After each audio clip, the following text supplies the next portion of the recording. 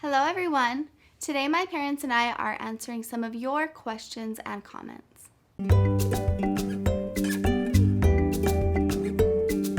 Speeding. Okay, HeyKayli, BYS004, take one, or scene one, take one marker.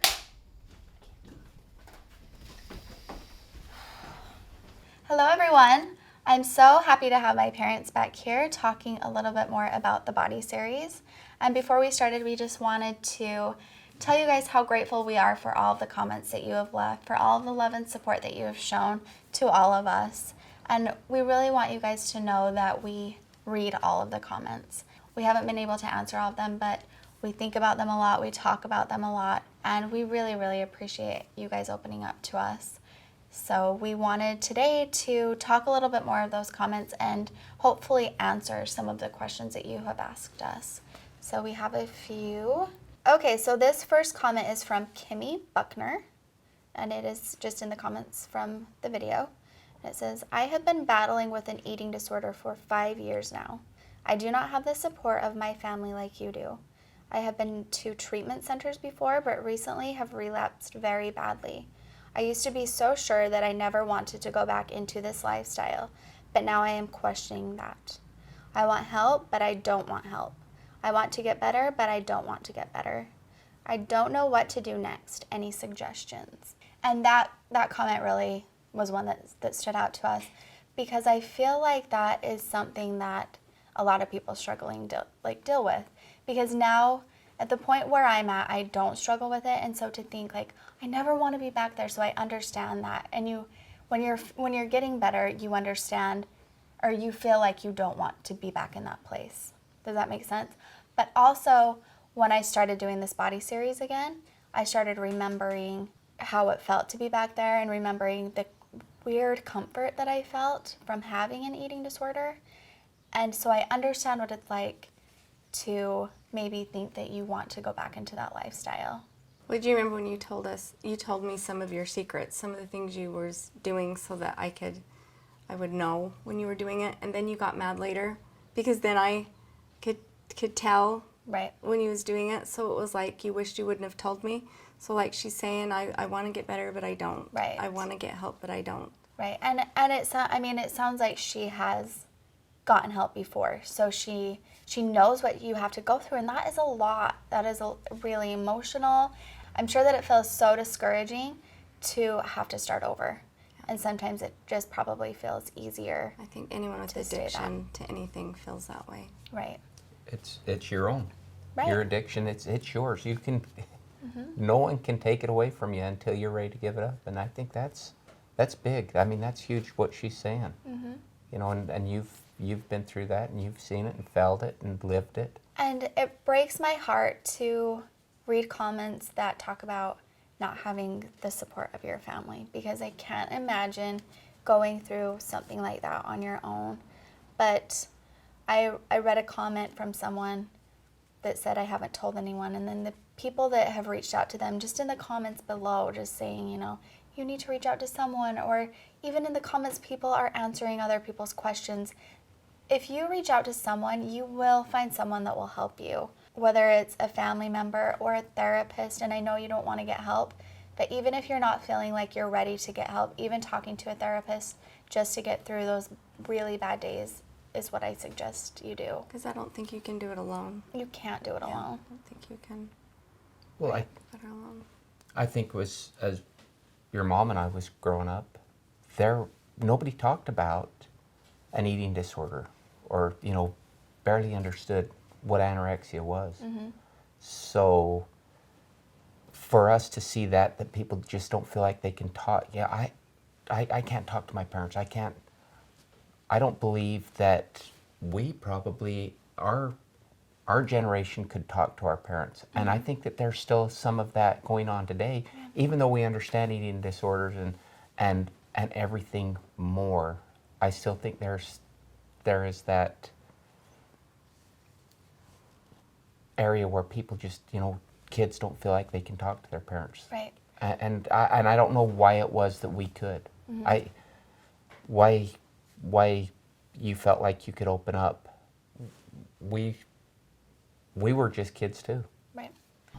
you're saying, I can't open up to my parents. Well, you know what?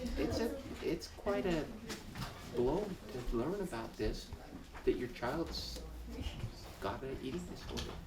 I mean, I think that they, I see that parents don't listen sometimes, and that we don't understand, we don't hear, we don't. Well, there are parents too that really don't. That really There don't are. care. And Like- that's sad and that's hard to realize, but there really are. Like your dad instead of your mom. Well, no, I mean, there are parents who are just too busy.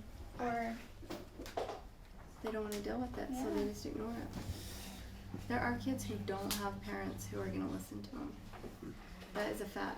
so one more thing I wanted to talk about with this comment is she doesn't have the support of her family. And I understand that there are some families who really don't have that support, or there are some people struggling who don't have that support system. But I also feel like there are some people who don't feel like they have the support of their family, because everyone deals with hearing something like this differently. I know you guys went through like stages where you were angry and confused. Sometimes it's easier to not worry, or to feel like if we ignore it, it will go away. Right. There are so many different things that parents deal with. Sometimes you can feel like you don't have the support of your family because they're not giving you the kind of support that you feel like they should be giving you. Right. And we talked about this. Sometimes you feel like your parents should be totally understanding and there for you, and what can we do to help you? What do we need to do? But every parent and every person that you talk to about it is going to react differently. Right. It is going to break your parents' heart that you can be hurting this bad, and so sometimes they react with anger or with sadness. It's not always going to be loving and easy. It's going to be a really hard process. Right. Absolutely, because you go through every emotion that you have in your body when this is going on with your child. Mm-hmm. And sometimes you don't seem like you understand or listen. Right. But And if they really can't talk to their parents, there's counselors at school, At church. right? Your church. There's lots of people. You've got to find someone. Yeah, I think it's really hard to do it on your own, and I think it's really important to find a therapist or someone else to talk to, which you are doing that on your own. You are going to have to reach out and find someone on your own, but it's so important that you have someone to talk to, someone to just listen to you. Sometimes Right. that's all you need, is just someone to listen, and even a friend. You might have a close friend that you Right. can reach out to. and a lot we've already talked about the comments on your channel. Right. Sometimes people, what was the easiest way? I kind of think maybe just have your parents sit down with you and watch this video. Right. Watch the video. Mm-hmm. And as they listen, they're a captive audience in front of this computer screen, Right. listening to us and seeing that it's not always easy. Mm-hmm. That it's not easy. That you will be angry. That you will be sad. That you'll cry. That you'll, as a parent, you'll do all these things. Mm-hmm. Okay, so this other question in the comments kind of relates to what we're talking about, so I'm going to read part of this. Kayli, please don't ignore this. A year ago, I started to be bullied. I starved myself and threw up the food I did eat. I've done this for a year now. I don't want to tell my parents because I don't want to worry my parents like yours were. But I know I need to stop. I don't want to get therapy. Please help. Any advice? I've heard that comment a lot about I don't want to worry my parents. I don't want to see the pain like when they watched our first video. And it is hard for your parents to deal with. But what is harder is watching your child suffer and watching them go through that. And if they don't get help, maybe burying them, maybe watching them die. Mm-hmm. It is hard, but it's not as hard going through it and getting them help as we had friends who lost a daughter, and that is a hard thing to watch a family go through. So it is painful and it's hard, but it's easier to deal with than the alternative if you don't get help.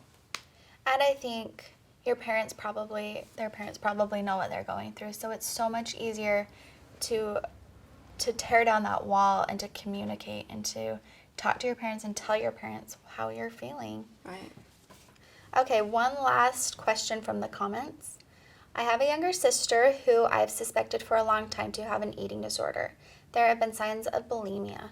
We don't have a very good relationship, but I want to find a way to help.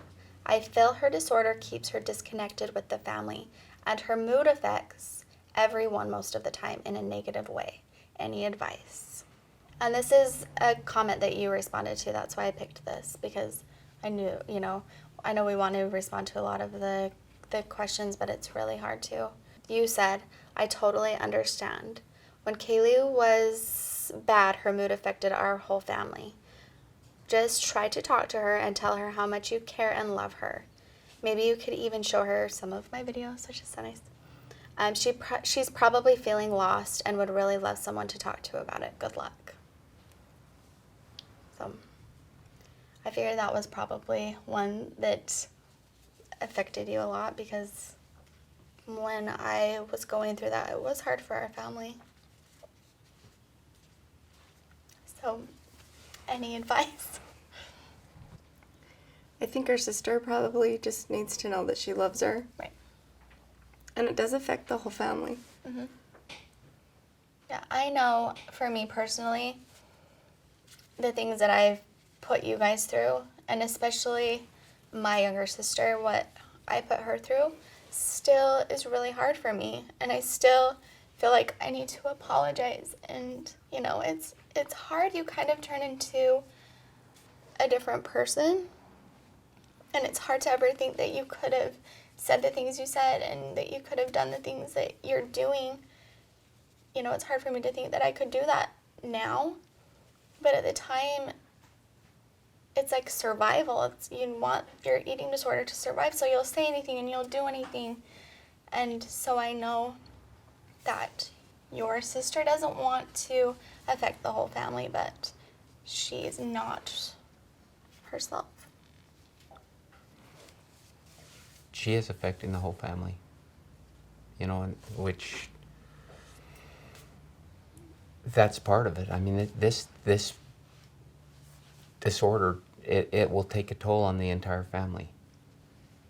Brothers, sisters, parents, of course, and there's things that will happen, and like you say, sometimes I think that your sisters and your brother understand, and they don't hold it against you or are mad, don't feel like they've been driven away from the family because of it. But I think that it was driving a wedge between your relationship as you was growing up and as you was going through that with your sisters. And I don't know so much with Hayden because he was so much younger, but with your sisters, I do believe that. And I believe they were scared. They were afraid they were going to lose you. So I think you can let that person know, even though it upsets them and this is really hard, we still love you. Right. That's the most important part. Mm-hmm. I know when I was going through my eating disorder, I was already putting so much hate on myself, and I think that is really common. everything that is going on between this girl and her sister, I think it goes on with even parents. I know that your mom, there's some emotions that are still so tied up inside of her. She'll read these comments and I can see her just break down, and it's like she's reliving it and she's trying to heal even now. Mm-hmm. If this young lady's thinking that it's gonna, she doesn't want to cause more problems, or the problems are there. The problems are there. They're going to be there. It's something that's going to affect their family for the rest of their life. And I think as far as your sister, the sister wanting to disconnect herself from the family, that's exactly what you want to do when you're struggling with an eating disorder.